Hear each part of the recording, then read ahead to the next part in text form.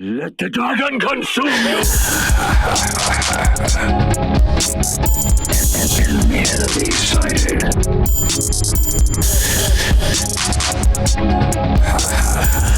Stop the payload! Stop the payload!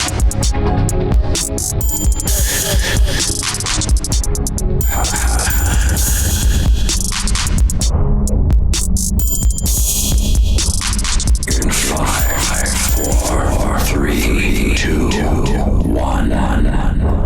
The Birdwatcher's back at it one more time. Here's your host, Ryan and Clay. They're about to bring you some sweet Overwatch action. And we're back. Welcome to this episode of the Birdwatchers. This is episode 48. And for this episode, we're going to be going over Stage 3, Week 1. So this one's going to be kind of short. I know this is coming out pretty late. A lot of stuff happened. It's kind of busy on my end. But we're going to make this one a quick one. So news-wise, so this week, we still have the Road to Homestand giveaway going on for the Atlanta Royal family. And that means there's 2 games this week. So we have Thursday at 7 p.m. at Battle and Brew. We'll be doing the watch party for the game against the Dragons. And then at Battle and Brew again on Saturday at 4, we're going to be doing the game versus Dynasty. Those ones should be fun. So definitely come out, get your wristbands towards the giveaway on the June 22nd game against Fusion that we'll be doing, which will be a diamond event. We'll talk more about that in future episodes and on the Twitter. So make sure you're following those, which is at ATL Royal Family or at Podcast TBW. All the information will be there, or at the meetup. If you're following the meetup, and you should be, if you're local, we keep all the information and all the details up to date there. So definitely check that out. So let's hop into it for this week.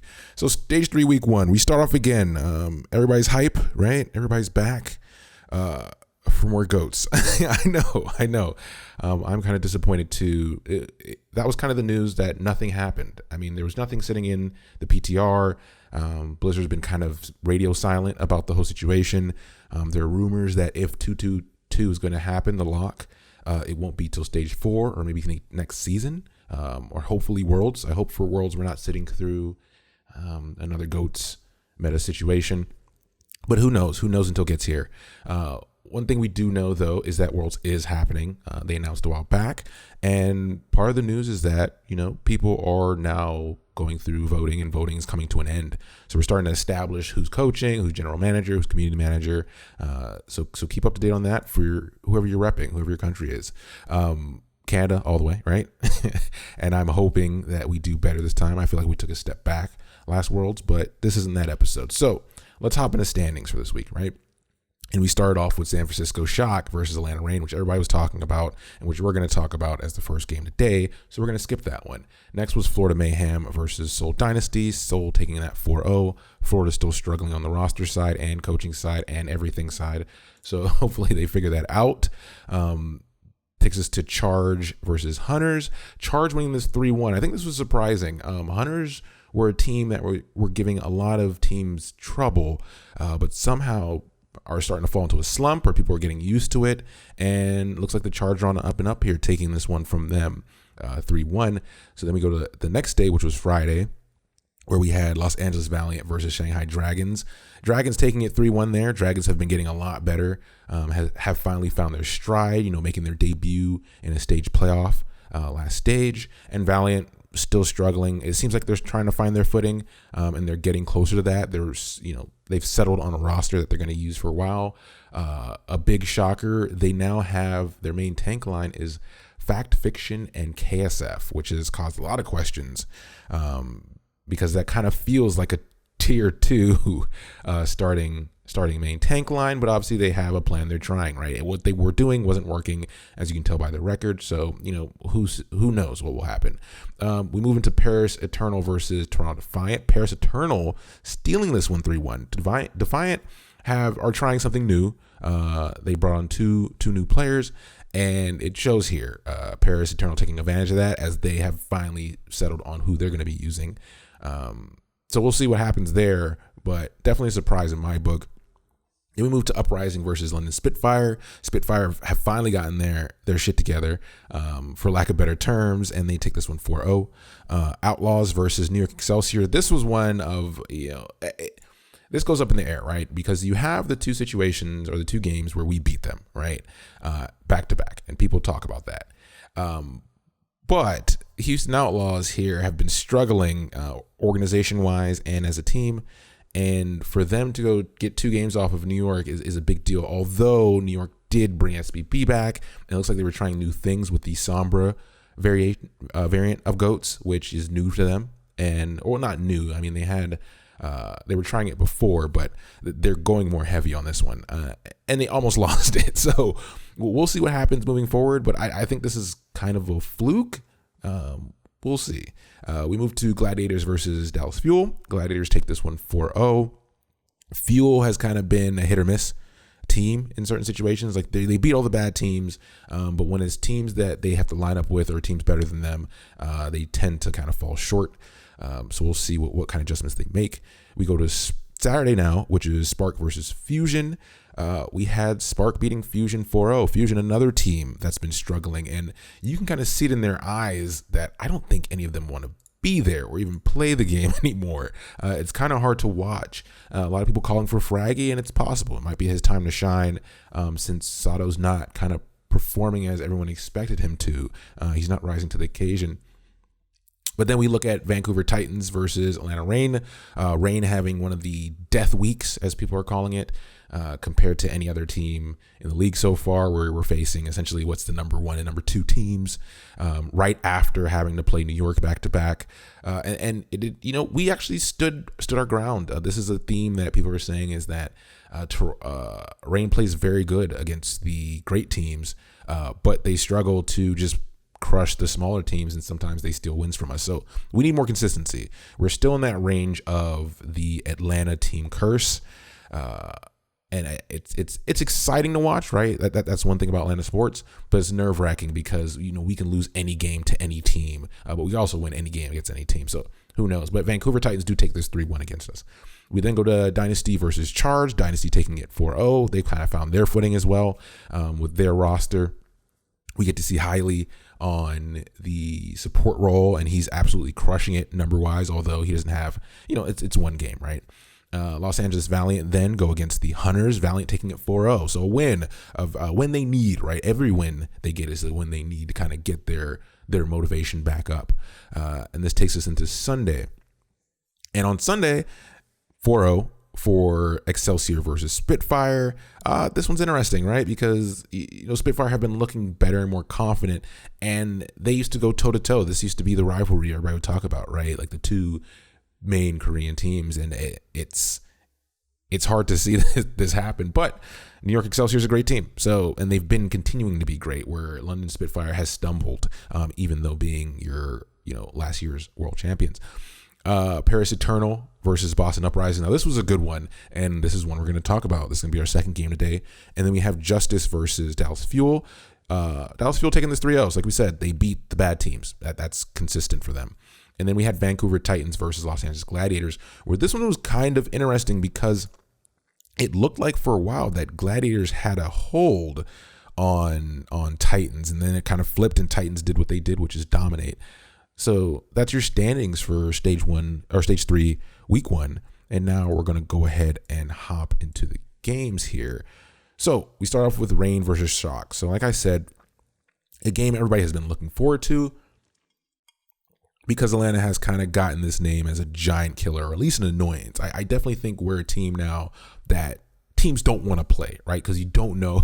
I mean, we don't know how we're going to perform, but you don't know how we're going to perform, and we have such a high ceiling to reach. So I don't know. Let's just hop into it and see what happens here. So we start off with Ilios, our control map, and we start on Lighthouse. And, we start off strong here. It actually looks really good. We get a huge % lead here, but somehow we lose an important engagement, a very important engagement, which tends to be a theme that leads to us losing rounds and maps. And Shock is known for their high win rate of losing a player and being able to still win fights, and the numbers don't lie. So we have a situation here towards the end of this round where Choi Hobin is knocked off the map with ult by Erster, which is amazing, right? You have a diva get knocked off the map, a character that has boosters, and they have ult that they didn't get to use. That should be a huge advantage. But somehow Shock still win this fight on the back of, Sinatra's performance always being top notch, and Shock actually steal this round. That's the best word I can think of it for it.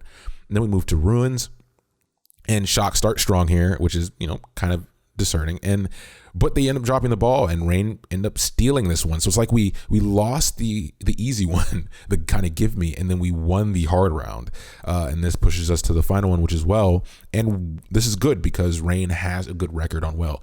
Although that did involve Defran being there and playing Torb, we actually come out here with Baby on Bastion, and he causes havoc, and we maintain that record of having a great win record on Wells.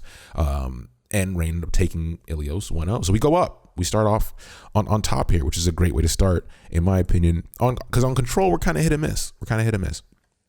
So we go to Paris now, and Rain starts on attack. Rain struggled to deal with Rascal's Baptiste, and Rascal's Baptiste is something I've talked about on other episodes where we don't get to see much of the character, but the players we have seen, which is usually a DPS player, have been dangerous, and Rascal has been the most dangerous in my opinion. And this kind of leads to us only getting about 75% of point one. Shock then moved to attack here, and they have 2 quick engagements, which they get the picks they need to get, and this swings the fight in their favor, and they cap and they tie it up 1-1. So a quick Paris map here. We then go to Hollywood, and we have Shock start on attack. Shock cap point 1 in a timely manner, but they struggle through town. And this is where we get to stonewall them as the Rain, and they're held short of point 2. So this is great because on Rain's attack, we get bullied for a good portion of point 1. It almost looks like we're going to get full held, but we're able to cap, and after a few fights from that point, we move kind of steadily through town, and we're able to get the cap we need, and we take the lead again, going up 2-1. This takes us to our map of the match, which is Gibraltar. We start with Shock on attack here, and Shock kind of stroll through the points. They stroll through attack while we look scatterbrained. Like we're not really engaging. We're never getting our feet set. There's no defensive resistance from our side of the court. Per se, and then we move to Rain on attack here, and cart movement for Rain is anything but a smooth ride. We struggle. That thing is just juddering like forward bits by bits as we have to win these grueling fights over and over. Gets us into overtime territory, but we are able to cap and force a round 2, which is good here. So we start off on attack since we had the least amount of time in our time bank, and we have a good momentum through point 1, and then Shock has a very smartly timed boop grab combo to keep us off the cart, and that kind of forces like a C9 situation while we're in overtime near point 2. So it's around the ramp area going to point 2. So this flips it over to Shock on attack. They get close to capping the point until the final few engagements that are absolutely gut-wrenching to watch, I think, from both sides, right? And I know you guys are gonna hate me, but this is one of those moments you have to see for yourself, because when you hear people say GOATs battles have their moments of excitement, like not when we're watching it 100 or 90% of the time, naturally that gets boring, right? That's understandable.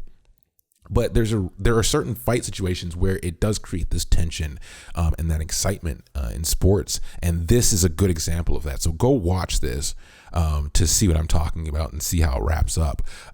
But inevitably, this takes us into Oasis, and Shock start off, make a statement, going 100-0, kind of rolling over us on Garden, and we go into University where Shock starts strong again, but Rain is actually able to rally back to almost steal this round until another great timed. And I wouldn't say this is 100% Rain's fault. I would say there's awareness issues where they relied on one resource, and Sinatra had the awareness to make this play where he combines Grav with our poor awareness, and that leads to another C9 situation in Shock's favor, and that wins the whole thing 3-2. And this is an insane match. You should go watch this because for a team who played in YXL, right, the first time, won.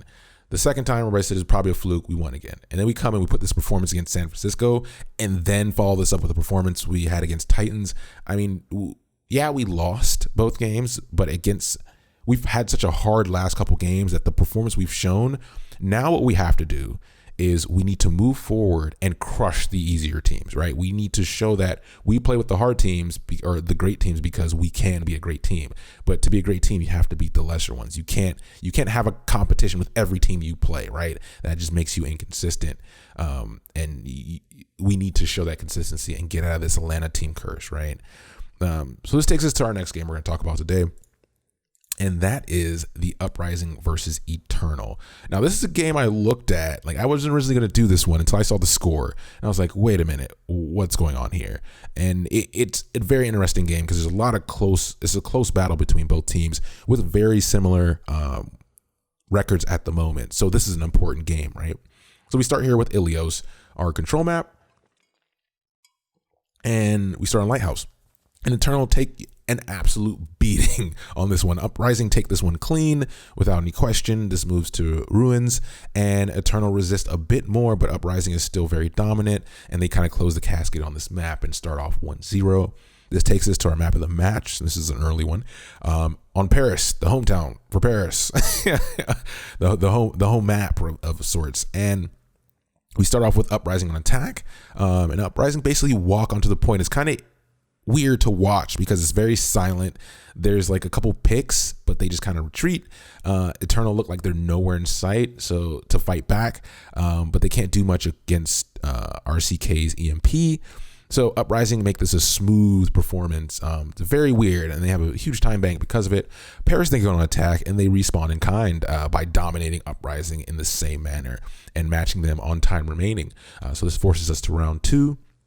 And Uprising start an attack with 3 DPS and burn a majority of their time trying to get the pokes in, not really working out in their favor to cap 0.1, but they are able to finish this map in overtime. Eternal go next, and they mimic that same performance they had from the first round before finishing with a bit over a minute.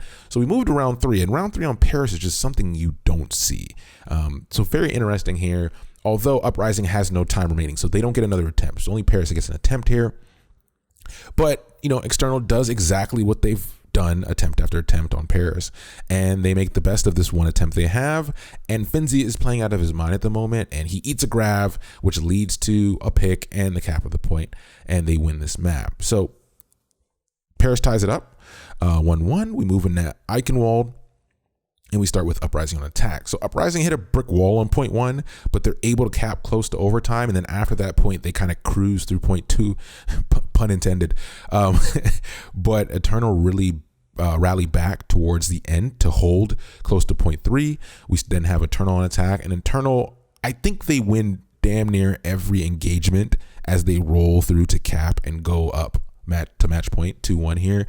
And once again, on the back of Finzi's play here. If Finzi is not taken in your fantasy, if anybody's still doing theirs, I know people fall off as the season goes on, but he's a great pickup right now because he's on some other stuff. And with Paris improving as a team overall, I think you can get some points out of him.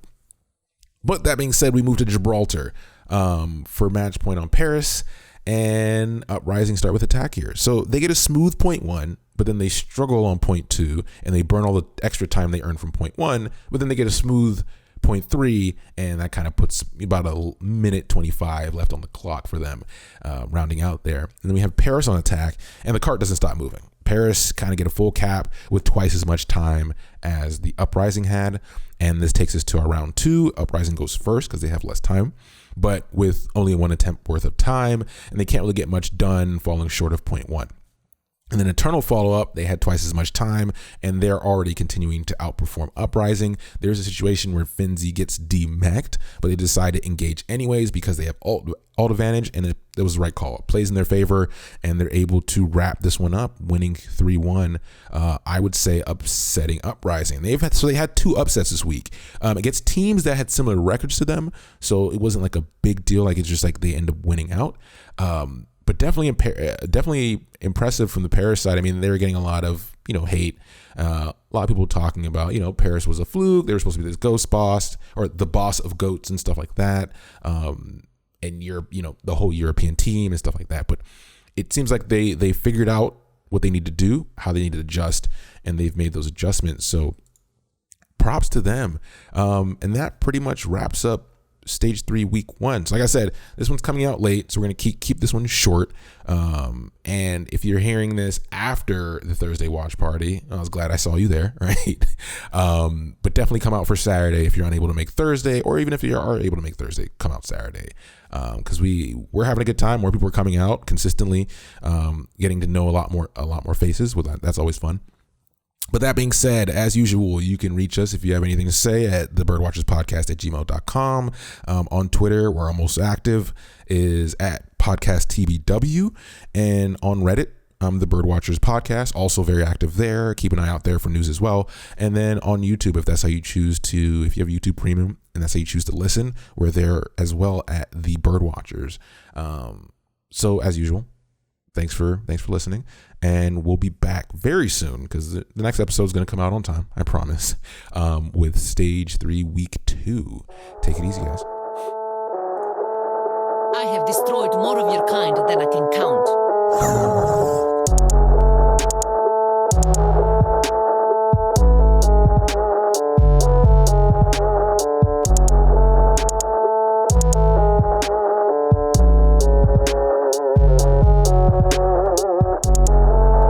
You weren't giving those guns to toss them around like trash. I don't take lessons from you.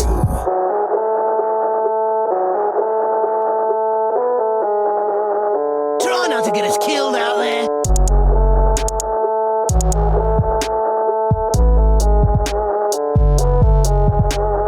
I heard there's a nice reward for bringing you fellas in.